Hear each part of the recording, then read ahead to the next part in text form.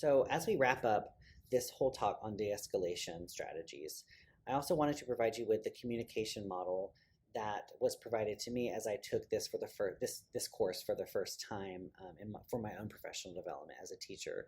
And it's a four-step model, and it's to me it's very sequential, and it was very easy for me to remember this order because to me it's very cyclical, I guess you could say, and it took practice. And I would highly suggest, because we're not face to face for this, to actually practice these steps with either a family member or somebody that you trust or a colleague at your school, and actually practice these steps in the sequential order so you kind of understand. But we're going to go briefly step by step so you know what each step kind of all entails, and a couple of tips that goes with them, and how you can again begin practicing this so that when the time comes in the classroom you're able to be successful through this communication model.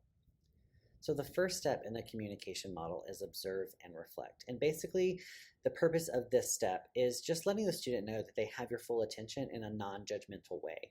So you really kind of have to reframe your brain to think about focusing just on the behavior itself, what you are seeing or what you are hearing the student doing in the situation at time.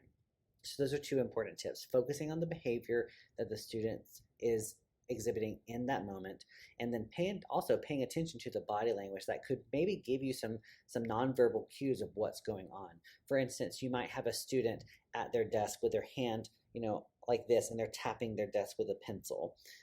This kind of nonverbal body language to me would make me think that maybe the student is concerned about something, maybe they're frustrated, or maybe they're worried, they're anxious, there's something going on, and you're picking up on that because you are saying what you see and you're also saying what you hear. So take that into consideration for step one. You're not identifying an emotion because that's step two. You're just labeling or you're observing what the student is doing in the classroom. Okay? And so for step two, that's where we want to identify the emotion. So basically we're going to connect a feeling or an emotion to the behavior that you just observed in the first step. And that's going to establish basically, a level of understanding that you can continue to communicate with a student further.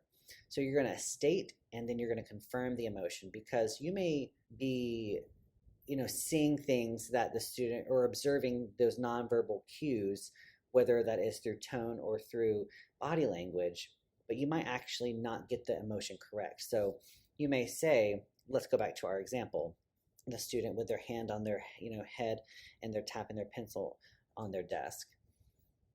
It seems like you are frustrated. And the student might respond and say, I'm not frustrated, I'm angry. And then So you kind of keeping that communication focused on identifying the emotion that the student is feeling. Because remember, feelings drive behavior. So if the student is feeling frustrated, that might be why they're tapping their pencil on the desk, and it might be frustrating the students around them as well, right? And disrupting the classroom environment. So you have connected an emotion to the behavior that the student is exhibiting. And you might get that. You might be wrong about their emotion. They might not be frustrated. They may be really worried about something. Maybe they have an upcoming test in class, or there may be a performance of some kind in music, or, the possibilities are endless. But the feeling is going to drive the emotion. Excuse me, the feeling is going to drive the behavior. Sorry about that. So remember that. So step one is you're observing just the behavior. You're not trying to label an emotion. You're just identifying the behavior, picking up on nonverbal and body language cues. And then step two is to identify the emotion and try to connect that so that a level playing field of communication can be fostered through that. Okay. So step three is to connect to the source. And so you're going to connect that feeling to the source or multiple sources of distress. So kind of like I was saying earlier, you're going to move from irrational to rational thoughts and actions. You're going to ask questions. You're going to ask who, what, when, where, how. You're not going to ask why, because it is subjective, it is abstract, and it's ambiguous. don't want those. We want questions like more factual questions: who, what, when, where, and how, right? And then you're going to use those active listening things that we talked about earlier in this webinar. So we have identified that the student is tapping their pencil on the desk. We have a nonverbal cue there through body language that something's going on. I'm not exactly sure what emotion the student is feeling, but it's causing them to tap the desk on their pencil or with their pencil. So then step 3, you're trying to kind of connect the puzzle pieces together.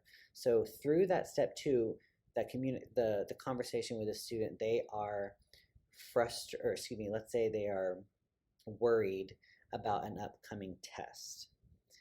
That is going to connect, you are connecting the source when you have that conversation, basically, because that's the source of their feeling, right? I guess you could say they are worried about an upcoming test that they have in maybe the next period or the next day or the next week, so on and so forth. That's the source of the feeling that is causing them to have the behavior. So you would ask a question, well, what is making you feel worried? Or who is making you feel worried? Or, how are you, what's causing, or when are you going to be worried? Or when did you start to feel worried? Or is there a particular place? Where did you start to feel worried? As an example, to kind of keep this pattern going.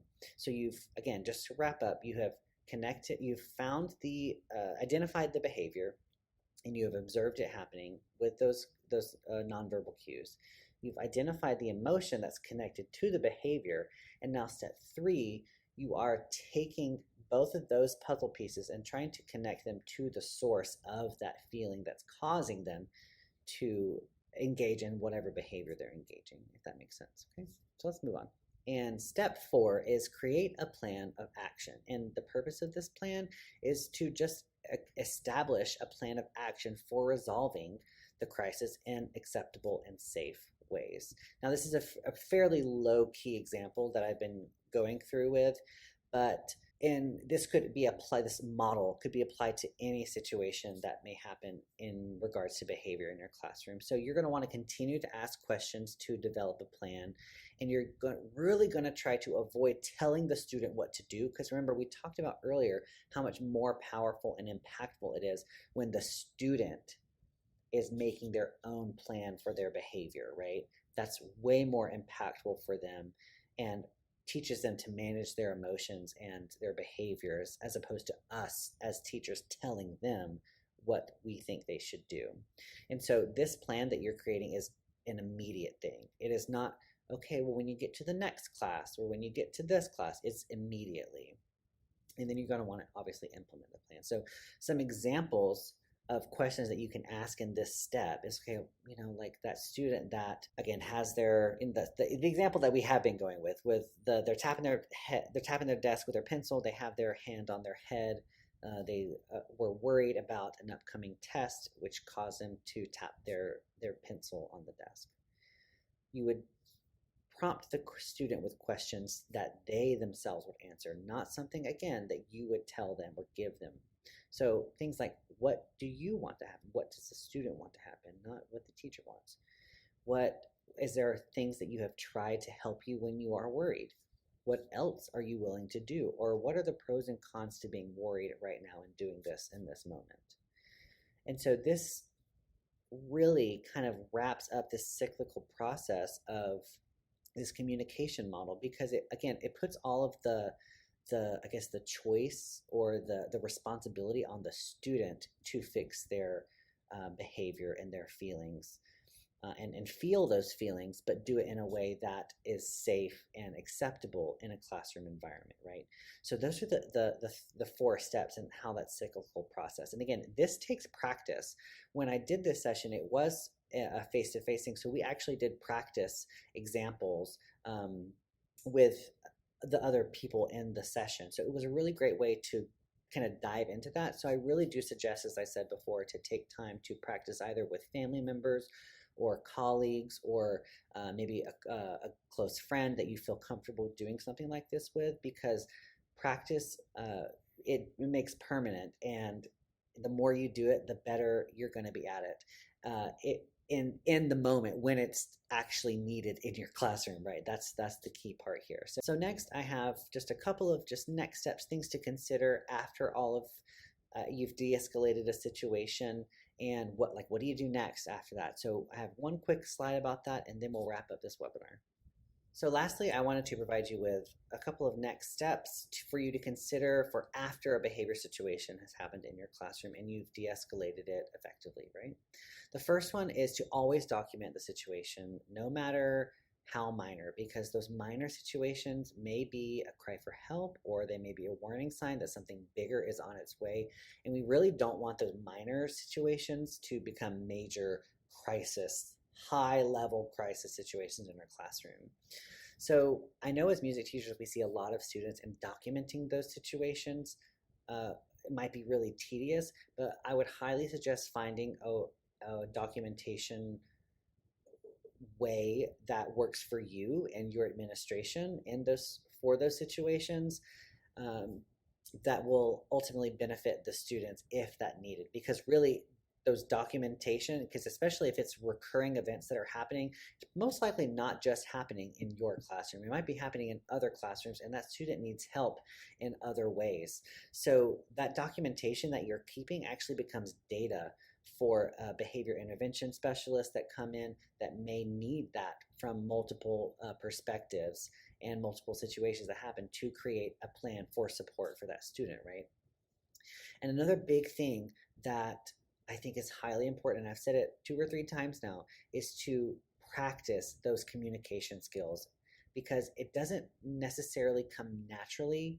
So the more practice that you can do with those effective communication skills, the better that is going to be, and the easier it'll be to de-escalate situations when they come in your own classroom. So make sure you're prepared.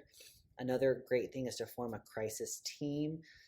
That might be your specials team, or your co-workers in your classroom, other fine arts teachers in the area that are, or not the area, in your building around the same area, that are kind of your team, your go-to team to help out in a crisis situation and formulate plans for when those crisis situations happen. Doing all of that will ultimately support you and for when those situations happen in your own classroom. So I hope these next steps kind of brought everything full circle in this kind of conversation we've been talking about de-escalation strategies in the music classroom.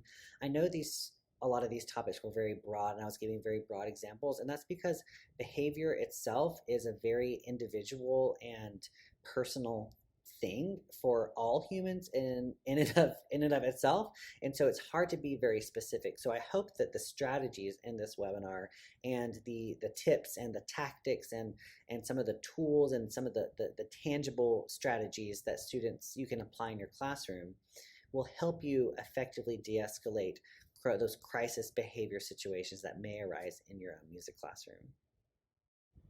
Thank you so much for watching this webinar on Behavior Basics, De-Escalation Strategies for Fine Arts Educators. My hopes are that you were able to de-escalate your own stress about effectively managing potential behavior situations. If you learned something new, take some time to reflect on it and begin to use the information discussed in this webinar to inform your own teaching practice and support your efforts to becoming the best fine arts teacher you can be in order to reach and teach all students in your own classrooms, even in moments of crisis. Here's my contact information if you would like to discuss this further or have any additional questions. I'd love to chat. I would ask that if you have a moment to please fill out our brief feedback survey using a QR code reader or type the URL in your browser. One of our goals at the Georgia Department of Education Fine Arts team is to provide relevant and informative, content-specific professional development for fine arts teachers across the state. So any additional feedback you could provide us with would be greatly appreciated and highly beneficial so that we can continue to provide you with the best professional development possible. Additionally, if you need a certificate of completion for documenting professional development hours, there is an accompanying quiz that you can take to receive a certificate of completion. In order to receive your certificate, you must pass the test with a score of 80% or higher. The certificate will be emailed to you shortly after submitting a passing score. Thanks again for watching. I really appreciate it, and I hope you have a great day.